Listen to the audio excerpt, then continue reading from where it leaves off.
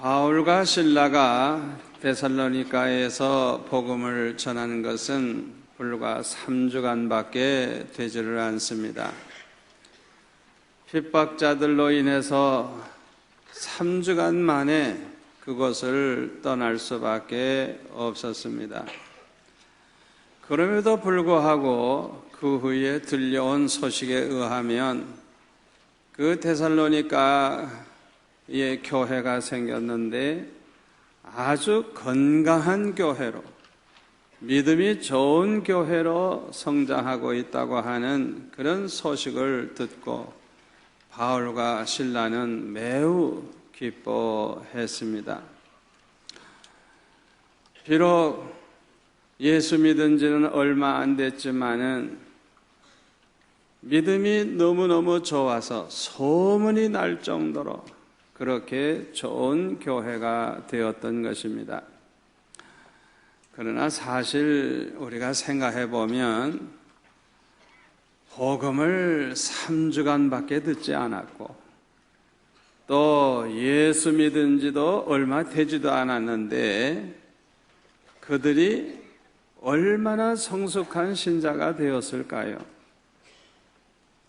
제가 보기에는 그들은 모두가 다 젖먹이 신자였다고 그렇게 생각할 수밖에 없습니다. 그래서 오늘 본문 2장 7절에 보면 이렇게 말합니다. 우리는 그리스도의 사도로서 마땅히 권위를 주장할 수 있으나 도리어 너희 가운데서 유순한 자가 되어 유모가 자기 자녀를 기름과 같이 하였으니 이렇게 말을 하고 있습니다. 다시 말하면 태어난 지 얼마 되지 아니한 젖먹이를 키우는 그 유모의 심정으로 그들에게 칭찬을 하고 격려를 했던 것입니다. 어린 아이들은 대개 철이 안 나고 아직 뭘 모르기 때문에 사실상 책망하려고 하면 끝이 없습니다. 그 어린 것, 아직 아무것도 모르는 것에게 그렇게 책망을 하면 애가 기가 죽어가지고 나중에는 성격도 삐뚤어지기 쉬워요. 그렇기 때문에 젖먹이와 같은 그런 아이들에게는 그저 이쁘다 그러고 그저 귀여워하고 칭찬해주고 그래야지 그 어린 아이들에게 책망을 해서는 안 되는 것입니다. 어린 아이들에게 한마디 칭찬과 격려가 얼마나 큰 축복이 되는지 모릅니다. 한 소년이 8살 때에 아버지가 그림책을 하나 선물을 했는데 그 그림책을 보니까 트로이가 불타는 모습이 그려져 있었습니다. 이 소년은 아버지에게 말하기를 아빠, 내가 자라서 트로이의 유물을 내가 찾아내겠어요. 이렇게 말을 했어요. 이때 이 아버지는 아들에게 하는 말이 이야, 그거 참 멋진 비전인데 대단한데 하면서 칭찬을 하고 격려를 해줬어. 이 아버지의 칭찬과 격려를 들은 이 아이가 정말 유명한 고고학자가 되었습니다. 이 아이는 터키의 북서쪽 언덕에서 찬란한 에게 문명의 그 실존인 트로이의 유적을 발굴해냈어요. 이 사람이 누구냐? 세계적인 고고학자 슬리만 박사인 것입니다. 또 다른 한 소년은 작곡가인 아버지 옆에서 숙제를 하고 있었어요. 그런데 작곡을 빨리 해야 되는데 떠오르질 않아요. 그러니까 너무너무 답답해가지고 한숨을 푹푹 쉬고 있었어요. 이 아들이 하는 얘기가 아빠, 그 작곡 내가 해드릴까요? 이 철없는 애가 그러니까 네가 한번 해봐라. 그리고 종이를 줬어요. 뭐 지가 작곡을 할 줄 알겠습니까? 제멋대로 작곡을 해놨는데 이 아버지가 그걸 보고 칭찬을 하면서 이야, 대단한 작곡을 했다고 하면서 칭찬을 해주고 격려를 해줬어. 너는 훌륭한 작곡가가 되겠다고. 그 아버지의 칭찬과 격려를 들은 이 아들이 정말 세계적인 작곡가가 되었어요. 그가 바로 아름답고 푸른 도나우를 작곡한 요한 스트라우스라고 하는 사람입니다. 어렸을 때 부족함이 많지만은 그 아버지가 그렇게 칭찬하고 격려할 때 힘을 입어가지고 그렇게 훌륭한 사람이 된다는 것을 알 수가 있습니다. 여러분 자녀들에게요, 되도록이면 옛날에 뭐 도둑질한 거, 싸움질한 거, 나쁜 짓 한 거 그거 자꾸 들먹이지 마세요. 그러면 더 나쁜 놈 돼요. 옛날 얘기할 때 좋은 것만 골라서 하세요. 좋은 거, 아주 그냥 좋은 얘기. 우리 아들 같으면요, 우리 아들은 1살 때 남들은 다 울고 불고 그냥 막 야단하지만 우리 아들은 혼자 유아 세례 받았어. 혼자. 왜? 자기 엄마가 성가대에 있는 바람에 제가 세례 줄 때 우리 아들은 혼자 받았어. 유명한 아들입니다. 그런 얘기를 해주는 거예요. 너는 그랬단다. 가정 예배를 드려도 1살, 2살짜리가 뭘 압니까? 제일 큰 성경을 하나 펼쳐놓고 이러고 앉아서 그런 얘기를 해주죠. 평소에 까불다가도 손님만 오면 점잖게 앉아 있어가지고 손님이 말하기를 이게 애요 어른이지. 네가 그렇게 점잖했다. 까불 때가 더 많았어요. 그러나 점잖했다는 얘기를 그게 자꾸 해주는 거예요. 이 좋은 얘기, 자기가 모르는 어렸을 때 그 얘기를 부모가 자꾸 좋은 얘기를 해주면 자기 자신을 생각할 때, 내가 이렇게 좀 달랐구나. 뭔가 자기도 훌륭한 인물이 될 수 있구나. 그런 생각을 할 수가 있는 것입니다. 오늘 본문 11절에 보니까 사도 바울은 이렇게 말합니다. 너희도 아는 바와 같이 우리가 너희 각 사람에게 아버지가 자기 자녀에게 하듯 권면하고 위로하고 경계하노니. 그래서 아버지가 자기 자녀에게 하듯 그렇게 권면했다는 거예요. 사람은 저절로 사람이 되는 게 아닙니다. 사람으로 만들어야 사람 노릇을 하는 사람이 돼요. 교회 일꾼도 마찬가지입니다. 저절로 되는 게 아닙니다. 교회 일꾼으로 만들어야 일꾼 노릇을 제대로 하는 것입니다. 그러므로 아버지가 사랑하는 자녀에게 하듯이 권면을 해야 되고 위로도 해야 되고 경계도 해야 되는 것입니다. 지금으로부터 제가 기억하기로는 한 20여 년 전인데 우리 교회 처녀 하나가 다른 교회 장로님 아들한테 시집을 가게 됐어요. 그래서 제가 결혼 주례를 하게 됐는데 제가 그 신부가 될 처녀에게 효부되는 방법을 가르쳐 줬어요. 그게 뭐냐 하면 두 부부가 다 직장 생활을 하니까 결혼을 딱 한 다음에 첫 번 월급을 받거든 11조를 딱 떼서 하나님께 드리고 또 감사헌금도 드리고 그 다음에 11조를 딱 떼가지고 그것을 양가 부모님에게 용돈으로 깨끗한 봉투에다가 그렇게 넣어서 용돈으로 쓰세요. 이게 11조입니다. 그렇게 드리라 그랬어요. 그런데 그 시아버지 되는 장로님이 훌륭하신 분이고 아주 잘 사시는 분이에요. 그까짓 그 용돈 줘봤자 몇 푼데요. 그러나 친구 장로님들 중에 며느리가 용돈 그렇게 주는 사람이 없잖아요.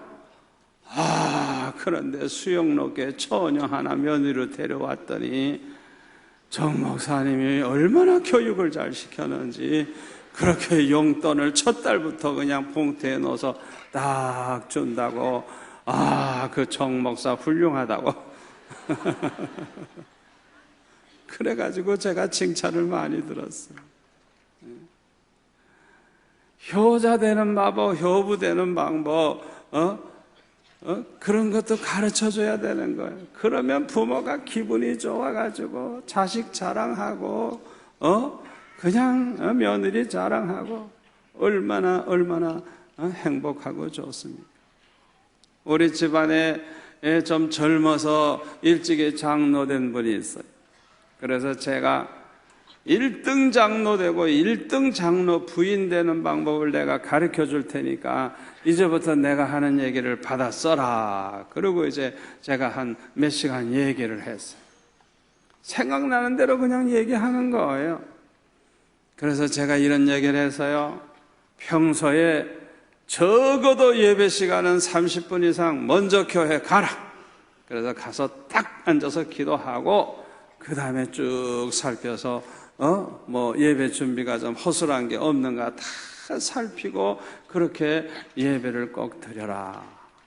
그리고 기도 생활에 본이 되라. 새벽 예배는 죽어도 가라. 기도도 안 하는 장로가 무슨 장로냐. 기도 안 하는 사람은 사표 내야 된다.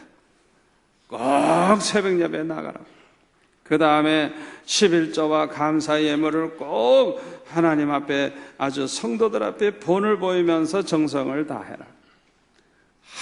항상 솔선수범해서 봉사하되 보았어도 못 본 척하고 들었어도 못 들은 척하고 말없이 충성만 해라. 절대로 본대로 드는 대로 옮기지 마라.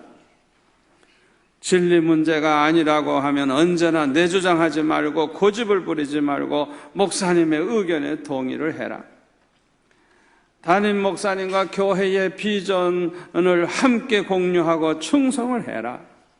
교회의 재정이 모자라거든 무기명으로 감사 헌금을 해가지고 채워라. 그러면 네가 그 교회 제일 큰 부자 장로 될 거다.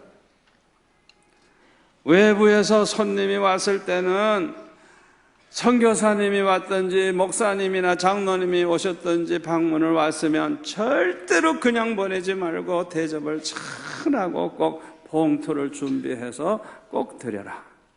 그러면 하나님이 크게 교회를 축복하고 이제 당신도 축복할 것이다. 그랬어요. 재직들과 청년들 또 봉사하는 사람들에게 그저 칭찬 많이 해주고 격려해줘라.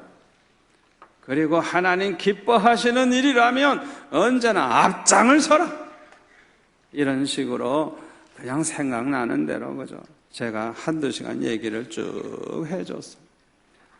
그랬더니 제가 그 얘기할 때는요, 교회가 한 200~300명밖에 안 모였는데요, 지금은 한 1,500명 모이는 교회가 되었어요. 장로님 한 분이 그렇게 모범적으로 부부가 그렇게 말없이 봉사하면서 덕을 세우니까 교회도 소문이 나고 또 그 장로님을 따르는 사람이 많고 교회가 얼마나 부흥이 되고 좋아졌는지 몰라요.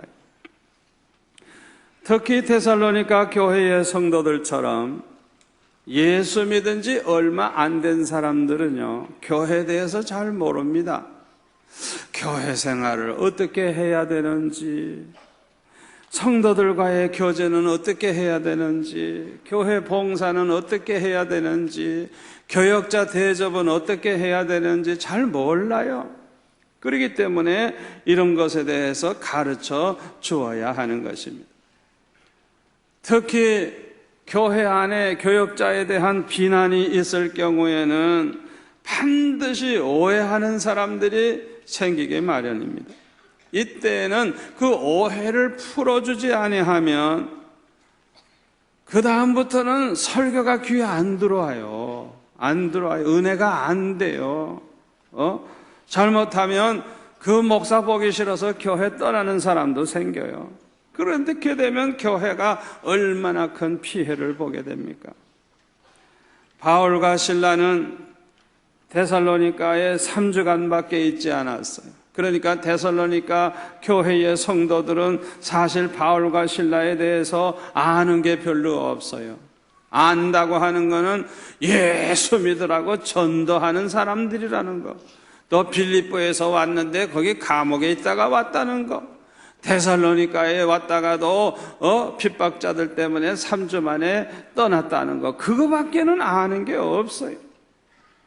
그런데 핍박자들이 이 바울과 실라에 대해서 얼마나 좋지 못한 말을 많이 했겠습니까?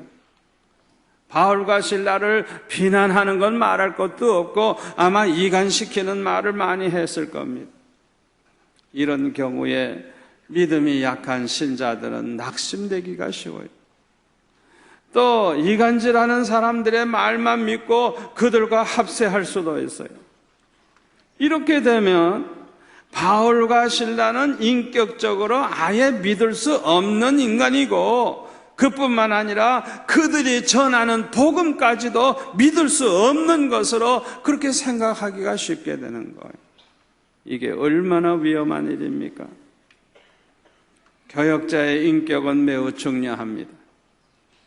교역자가 인격적으로 존경을 받게 되면 말씀을 잘 받게 되고 은혜를 받게 돼서 성도들이 그냥 믿음이 쑥쑥쑥쑥 자라나지만은 이와 반대로 교역자가 인격적으로 존경을 받지 못하게 되면 은혜는 받기는커녕 아무리 설교 잘해도 마음은 탁 닫아버려요.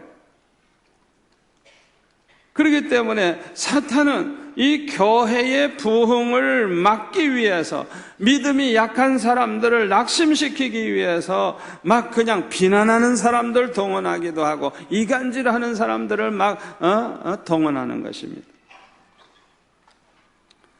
제가 개척할 때만 해도요 별별 사람 다 있었어요. 신방할 때 보면요 얼마나 목사님의 신방을 기다리고 사모하는지 하루 종일 기다리는 사람이 있어요. 그리고요 점심은 되게 정해져 있는데요 제멋대로 식사 준비를 해놔가지고 하루에 식사를 몇 번 해야 돼요. 이거 사람 죽이는 겁니다. 얼마나 대접하고 싶은지.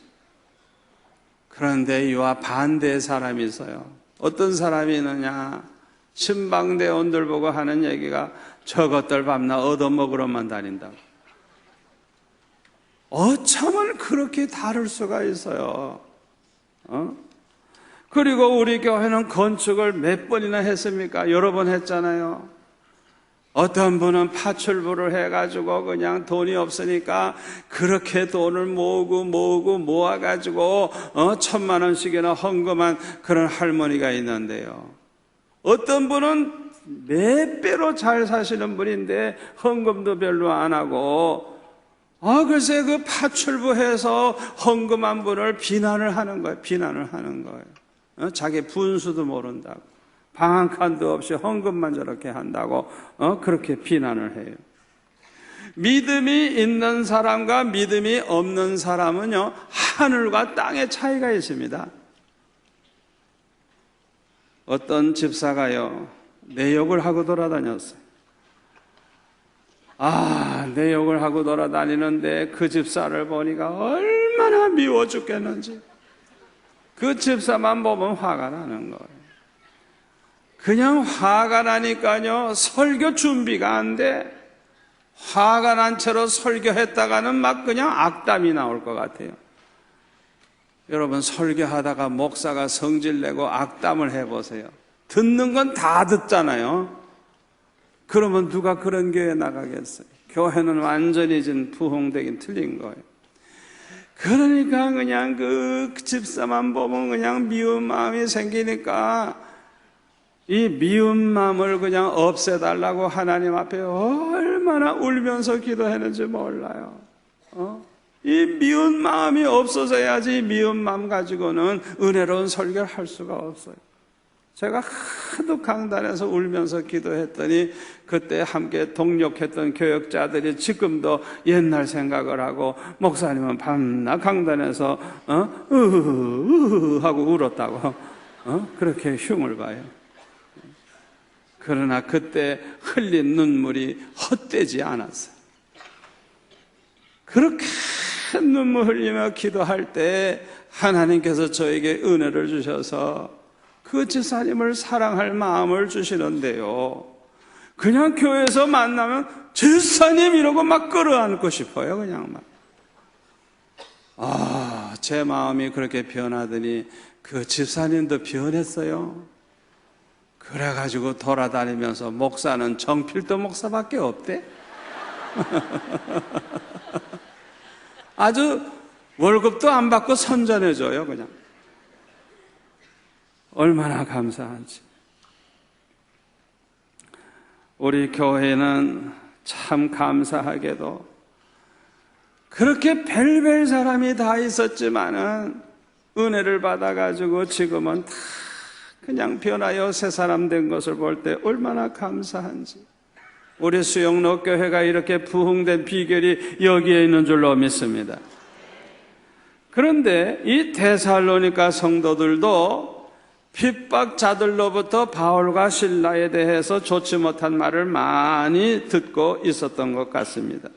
예를 든다고 하면 이 바울과 실라가 전도한다고 하면서 성도들로부터 돈이나 뜯어가려고 한다고 받으려고만 한다고 하는 그런 말을 하는 사람도 있었고, 또 집집마다 다니면서 여자가 혼자 있는데 그런 집에 가서 못된 짓을 한다고 별별 소리를 다 하면서 아주 비난을 하는 그런 사람이 있었던 것 같아요. 이런 비난하는 사람의 말을 들으면 누구든지 바울과 실라를 볼 때 어떻게 좋은 사람으로 보겠어요? 경계하게 되죠. 잘못하면 복음도 안 듣게 돼요. 이게 얼마나 위험한 일입니까? 그러므로 바울과 실라는 할 수 없이 여기에 대해서 자기 자신을 변호하는 편지를 보내지 아니할 수가 없었던 것입니다. 그래서 9절에 보면, 자, 한번 보실까요? 뭐라고 하는가? 형제들아, 우리의 수고와 애쓴 것을 너희가 기억하리니 너희 아무에게도 폐를 끼치지 아니하려고 밤낮으로 일하면서 너희에게 하나님의 복음을 전하였노라. 내가 너희들에게 폐를 끼친 적이 있느냐? 내가 돈 달라고 한 적이 있느냐? 내가 밥 한 끼 얻어먹은 적이 있느냐? 예? 그러니까 비난하는 사람들의 말이 얼마나 허무맹랑한 소린가 하는 것을 증명하기 위해서 이렇게 변호를 하고 있는 것입니다. 이 말씀을 보니까요, 3주간 동안 데살로니가에 있을 때에 어느 한 집도 바울과 실라를 대접한 사람이 없는 것 같아요. 그런 것 같아요, 제 생각에는. 사도행전 16장 15절에 보면요, 바울과 실라가 빌립보에서 전도할 때 루디아라고 하는 여자가 예수를 믿게 됐죠. 이 루디아가 온 가족과 함께 세례를 받고 나서 뭐라고 얘기하는 줄 압니까? 만일 나를 주 믿는 자로 알거든 내 집에 들어와 유하라 하고 강권하여 머물게 하니라. 얼마나 대조적입니까? 복음을 듣고 예수 믿고 나서 구원받고 나니까 얼마나 기쁜지 그냥 대접하고 싶으니까 나를 주 믿는 자로 알거든 제발 우리 집에 와서 좀 유하라고 아주 강권해서 그렇게 해가지고 며칠 동안 대접을 했어요. 이게 정상이 아니겠어요? 이 루디아의 집에서 시작된 이 빌립보 교회는 그 후에도 감옥에 있는 사도 바울을 얼마나 많이 도와줬는지 몰라요.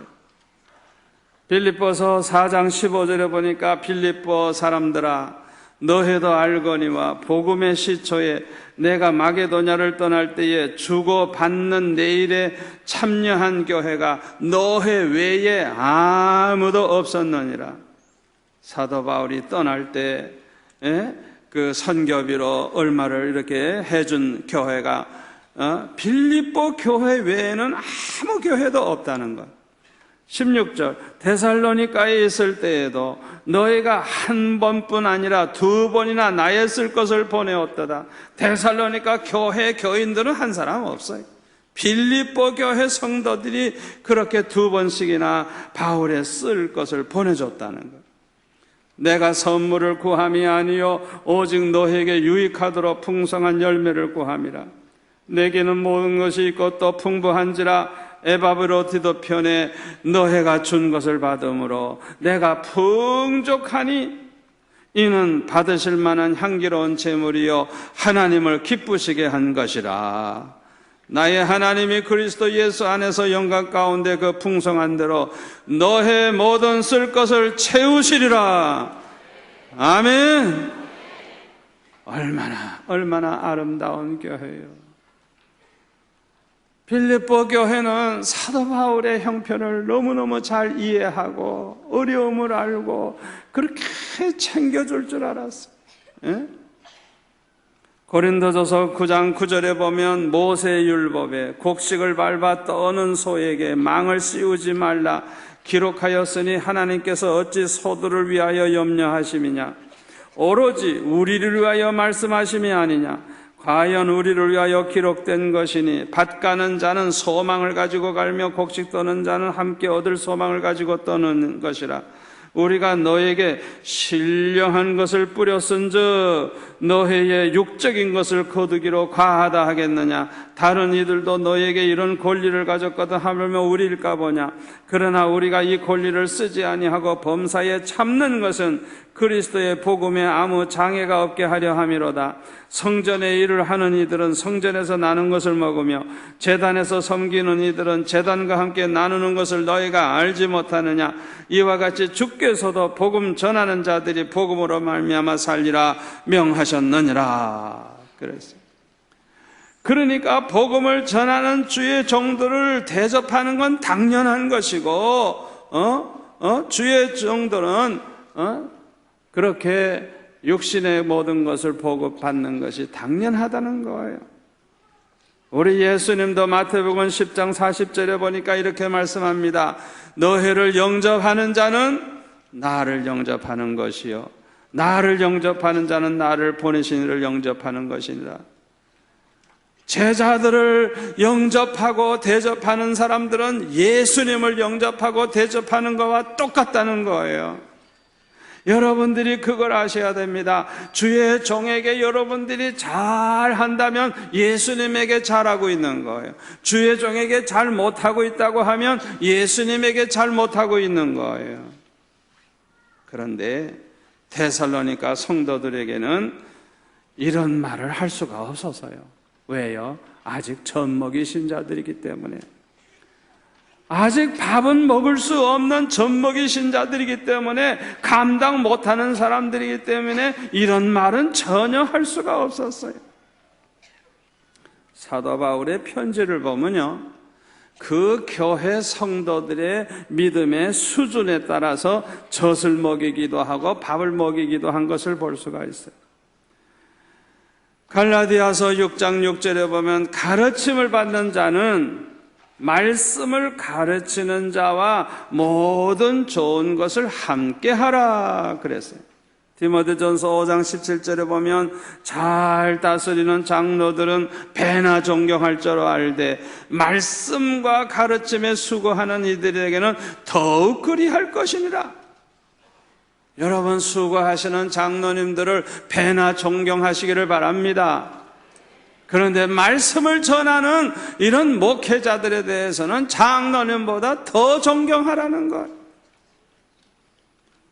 이렇게 말씀해주고 있어요.